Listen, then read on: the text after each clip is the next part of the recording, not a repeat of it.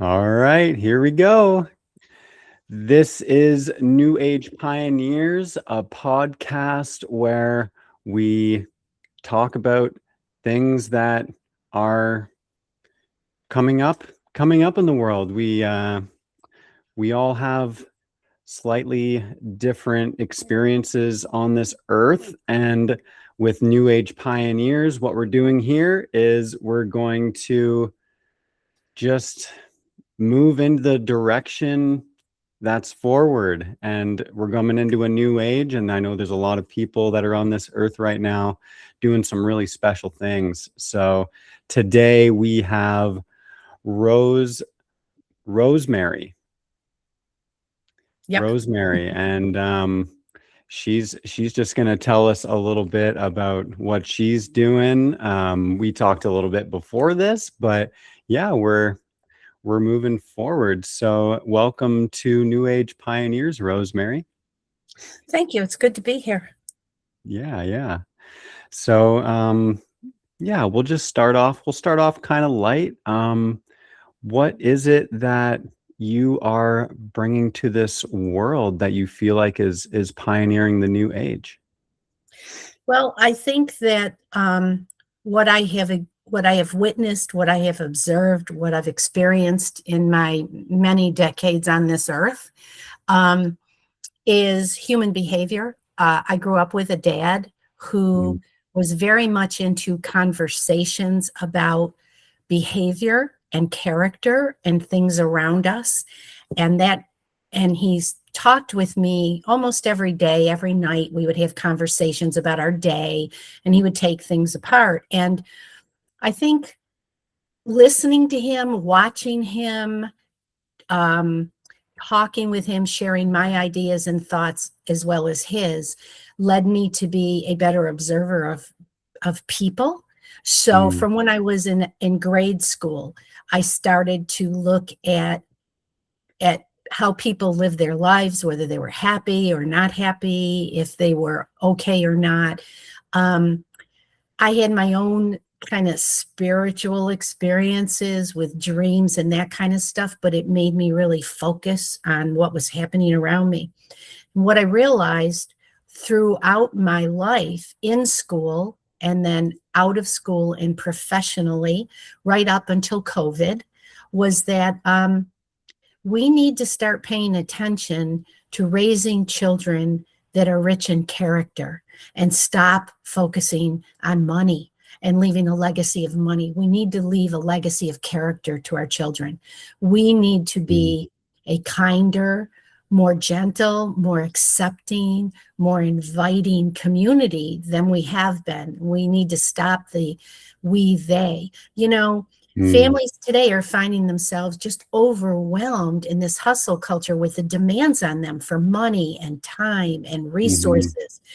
And as a result, what they're reporting is that their families are more disconnected than ever. And, the proof is in the pudding. In the last decade, the antidepressant use by college students has doubled in the last decade. In 10 years, it doubled from all the years before. And the other thing that is skyrocketing is the number of children from middle school up that are being diagnosed with anxiety issues, anxiety problems. So obviously we need to be doing something. And my father passed away in 91. And the night before he died, we had a conversation. And he took what was to be probably the last words he was going to speak to anybody to apologize to me and my sister for, in his words, leaving us with nothing.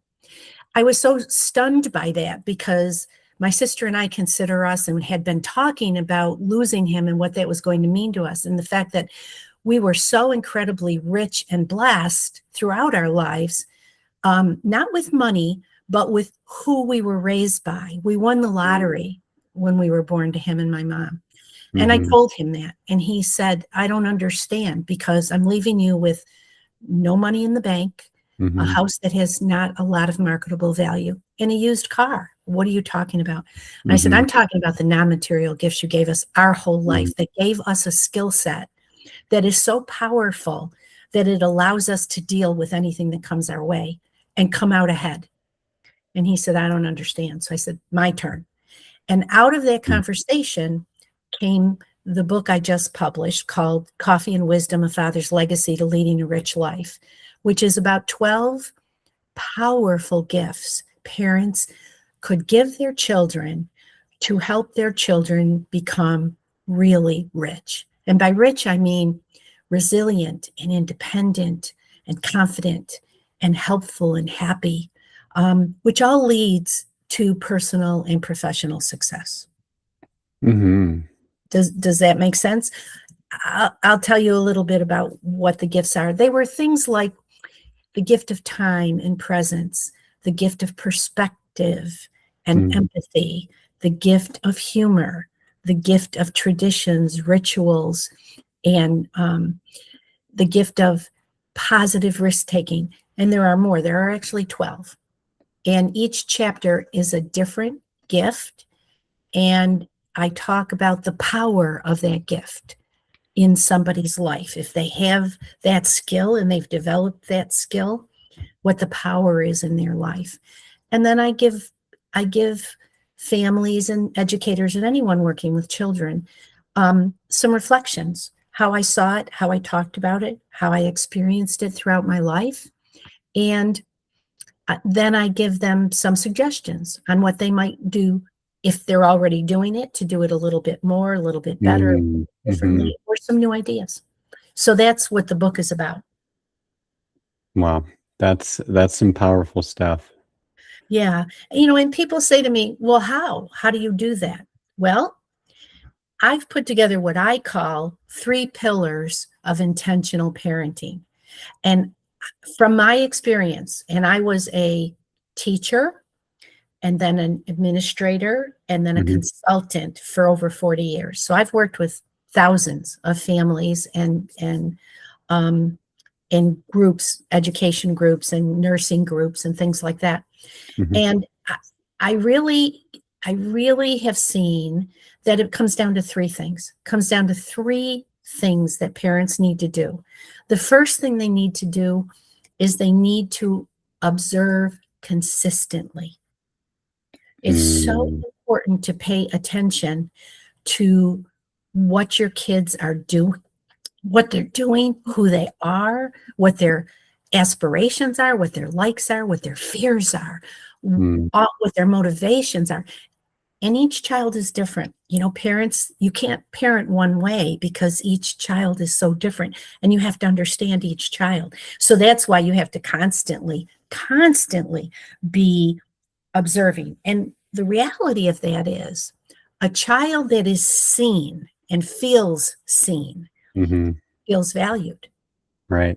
And feeling valued is one of the key things to being successful, because it says, I'm good, I'm okay, I'm important, I matter in this world.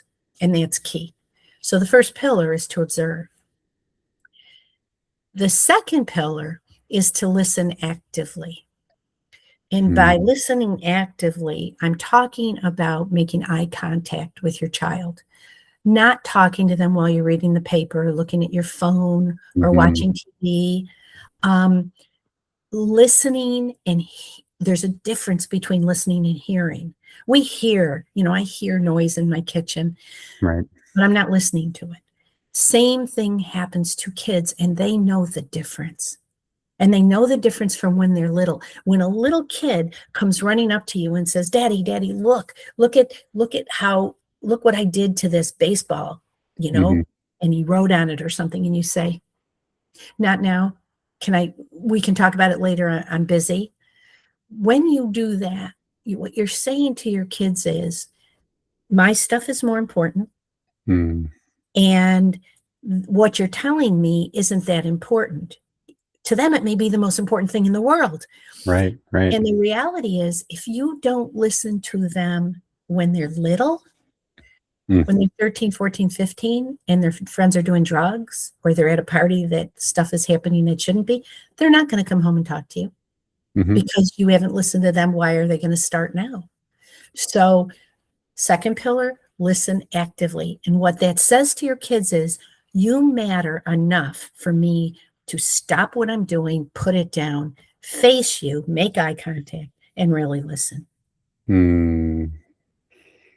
I love that. So we got the first pillar Observing. of observing and adjusting as necessary, because every child is different. God bless, right? Yep. And then listening actively and really valuing the present moment with them. Right.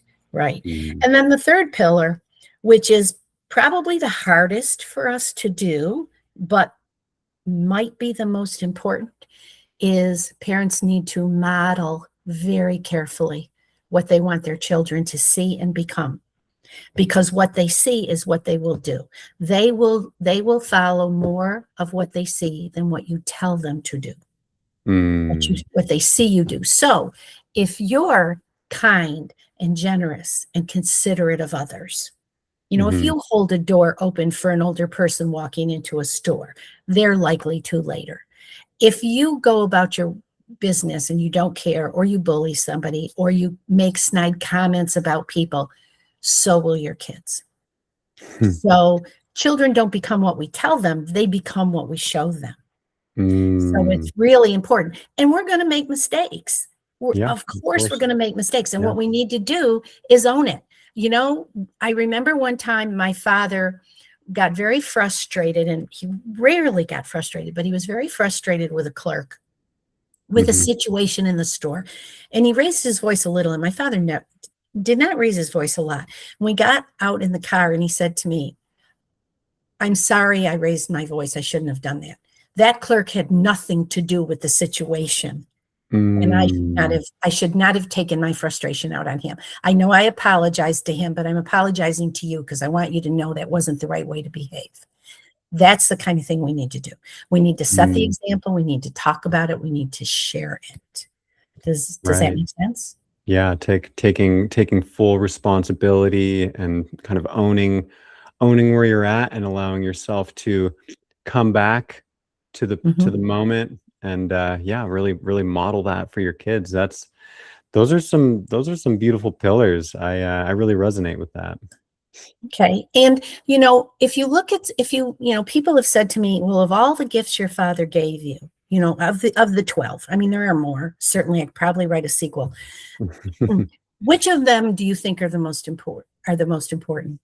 I said, well, I think I would select 3. The first one I would select is the gift of humor. And the reason I think humor is so critical is because humor diffuses tension. Right. That's what it does. And Lord knows we have a lot of tension in our world. You pick up the news today and there's nothing but tension, right? And Mel Brooks said, humor is just another defense against the universe. And it's true. It's true. And my father was a master of it. As I was growing up, I watched situations happen that were awful. My uncle tells me of one situation that I put in the book. He, for the first time, bought a new car. He always owned, we came from a lower middle class family structure, so we didn't have a lot of money, but he finally got enough money to buy a brand new car, and he was so proud of it, and he was washing it like every other day. My father was like laughing at him about it. Yeah. But then we hit summer, and the mayor comes along and says, we have a water shortage. No mowing, no watering the lawn, and no watering, no washing your cars. We need to put a halt on it for a little while. And he was beside himself. So my father said, well, I've got an idea. We could take the car and go down to the Mohawk River, which went through my town, and we could take buckets and we can wash it with buckets. It's a little more work, but we can do it. My uncle said, great, let's do it. So they go. Yeah. My uncle's driving. My uncle decides to back the car up towards the water so that they wouldn't have to carry the buckets so far. Yeah. My father got out, and my uncle got out and forgot to put the emergency brake on. In those days, you needed to. Right. And Okay. so the car rolled down the bank, and the back end went into the water. And my uncle started screaming. My father was, my uncle's telling me, your father was doubled over in laughter. And he goes, and the more he laughed, the madder I got. And I'm like, why are you laughing? Yeah. And my father said, is it going to help to scream? Are you helping? No, this is fixable. It didn't go into the water and float down the river. We have a Yeah. tow truck available to us. We'll get it, we'll pull it out, and we'll wash it. It's not a big deal. It's only the back tires in the bottom of the trunk. It's not deeper than that. Mhm. And that's the kind of man he was. And then my uncle Mm. started to laugh. And to this, until the day he told me the story, he laughed about it. Yeah, yeah. So I think humor is a good way to deal and helps you be more resilient. The other Mm. thing humor does is if you can laugh, it pushes you into it pushes you into your left brain, Mm. so Mhm. that you can just diffuse it and not worry too much about it. So that's humor. The second one I would say that is really kind of important is the gift of traditions and rituals.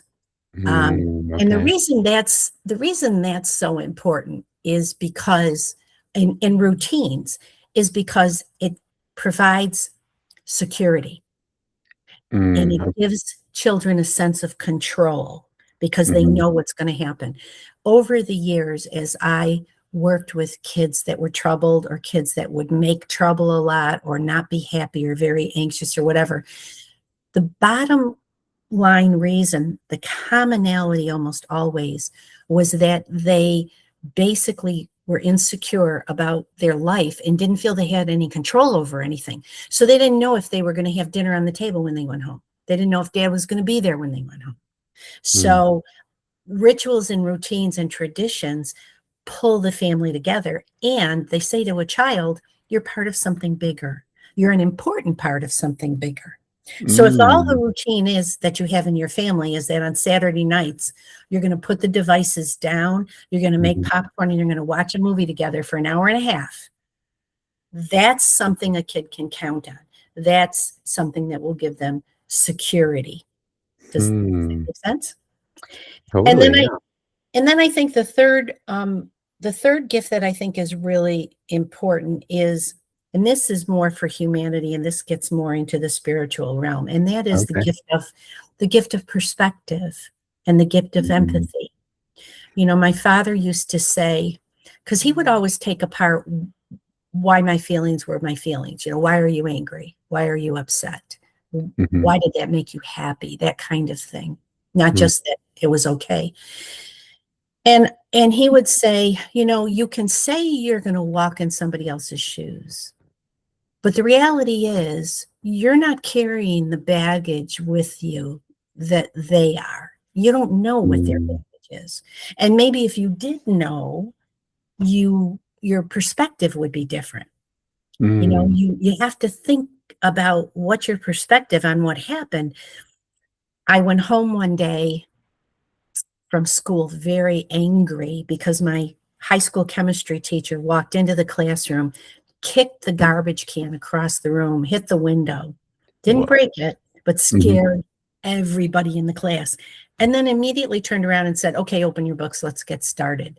Meanwhile, we were all dealing with it. And I went home and thought, he's such a jerk. And talking with my dad that night, he said, well, why do you think he did that?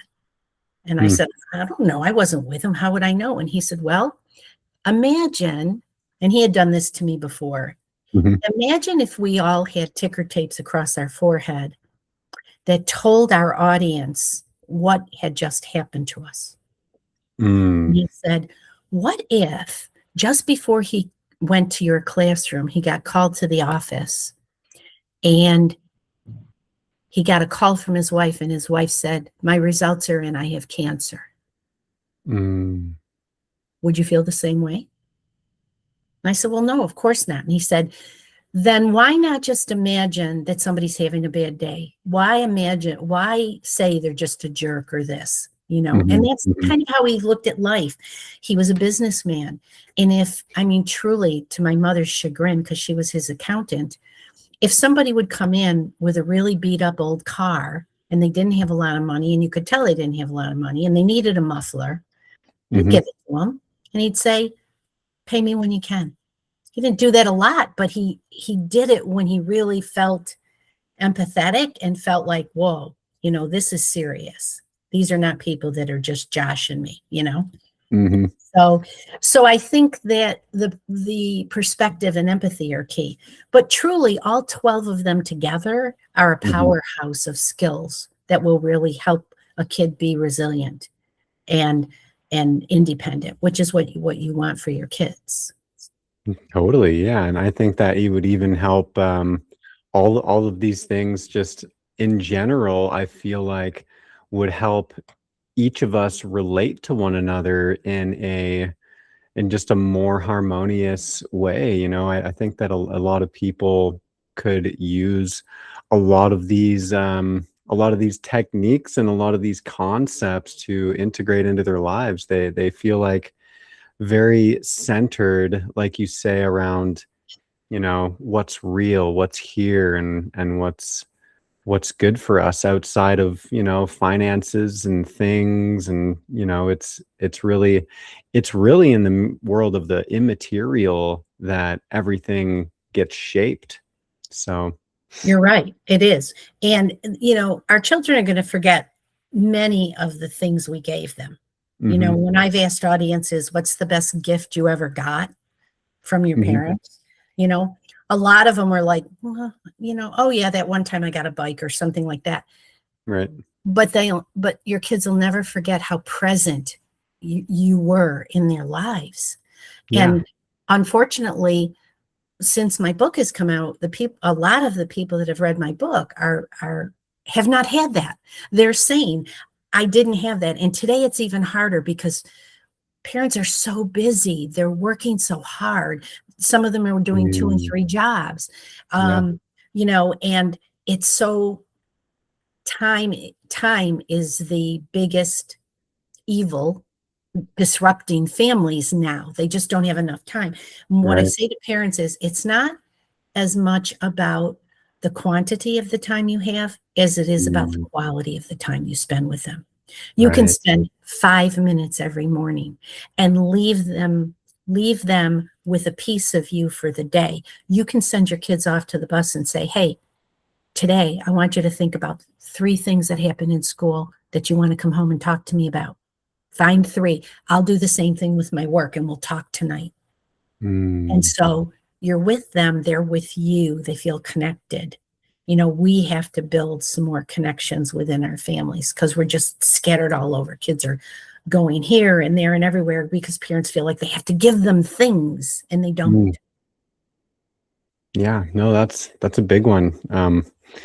It really speaks to me too because I feel like my mother and father, they actually ended up separating when I was 2 years old, and I feel like a big culprit of that was the time and the money and the presence portion of it, because it just sometimes it really gets in there and it kind of like tears things apart because there's so much energy being put onto it. And when he left, she had to get 3 jobs, and so I was Mhm. like the biggest gift that I feel like my mother actually gave me was being very present when she could, even Yep.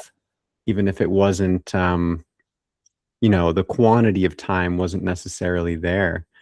So yeah, I think that that's really, really beautiful. Where's your book available? Is it like a audio book, or is it real, or like a paper book? It's all of the above. Well, no, it's Yeah. not an audiobook yet. I'm working on that. Right now Okay. it is you can buy a hard copy, a soft copy, or an e-copy of it. Oh, And okay. if people go to my website, rosemaryolender.com, there's a Hmm. button to order it from my publisher, which means it'll come faster than if you order it through Amazon, but either way works. It's also available at Barnes and Nobles. Um, and I have I have a second book, which is about school home connections, if anybody's interested in that. But my website has all of that information. And I would just say that, if you or a family, or an organization, would like some support with tools and strategies to raise kids rich in character, tell them to connect with me. And I can be contacted. My information is in my website at rosemaryolender.com.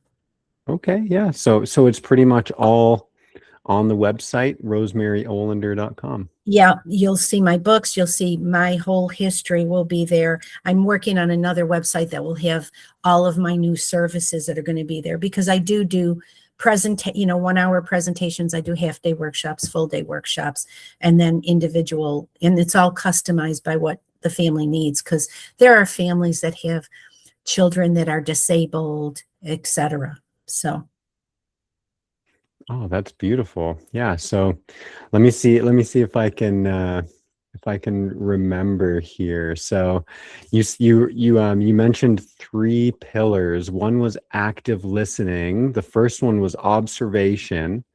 So mhm. really being observative of your children. The next one, listening, active listening, really looking them in the eyes and being present with them in the moment. And then the third one, ooh, The hardest one. the hardest one. Yeah, I'm finding it hard to remember. Modeling. Modeling the Modeling. behavior you want to see. Hey, Yeah, I modeling the love behavior that. you want to see. Because that's how we're going to get out of the situation we're in. We need Yeah. to start modeling more accepting, more forgiving, more gratitude-based behaviors than we have been. It's that Mm, simple.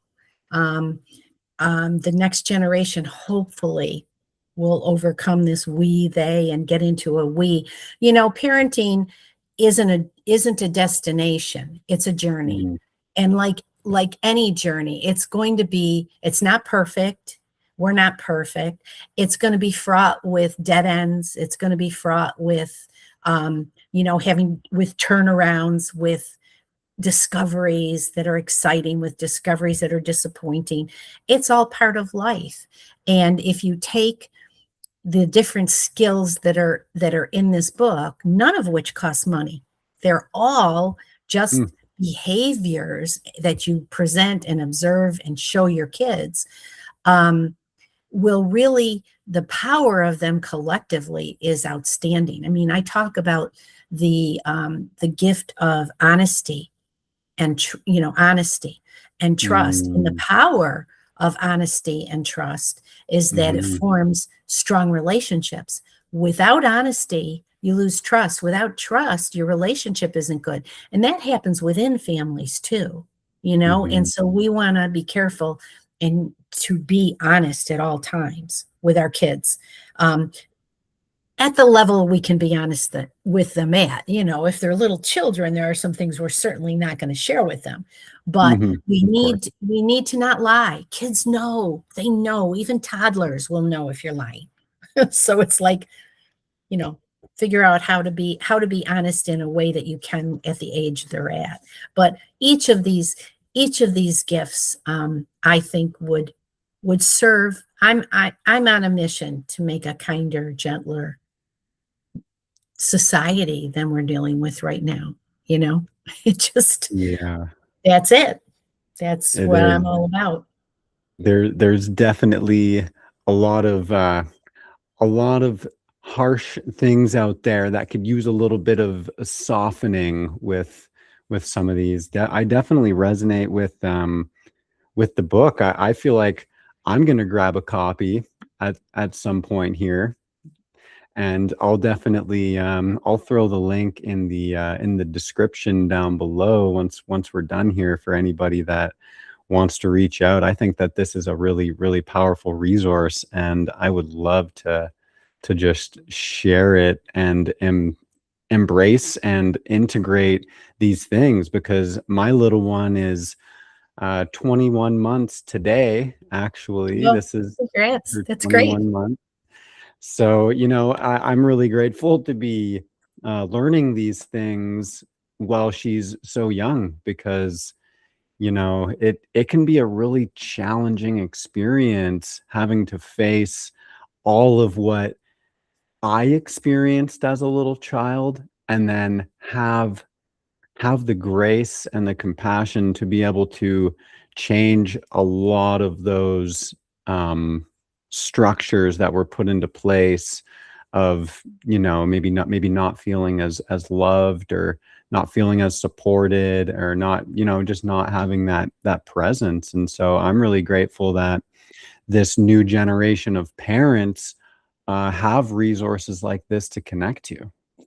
Right. My email is also on my website, and if people want to email me, I would be happy to share with them. I have a questionnaire for families that they can use, self-evaluate, look at Mhm. your family and say, okay, are there some areas here I want to bone up? This is really strong. We do this, this, and this. I could use to do more of this. I'd be happy to send it to them if they Okay, email. okay. So we can do that. That would be great. But I think the biggest thing is that um, parents need to understand that the legacy they leave isn't about things at Mhm. all. It's it's about who your children become. Mm. That's your legacy. Your kids are, their behaviors are your legacy. Mhm.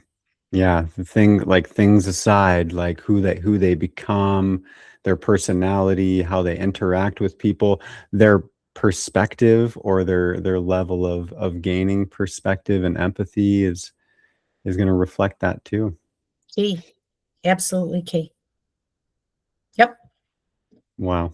Well, that feels like a great place to leave this on. I will definitely be in touch. You'll probably see an email from me at some point, because yeah, this is a really valuable resource, and I'm really grateful that you've stepped into this, and that your father has given you such a beautiful gift for this planet. Yeah. And I would say to your listeners that if they the beauty of what happened between me and my dad is that he didn't understand the gifts he gave us. And Mm, because he apologized, it allowed me to tell him who he was.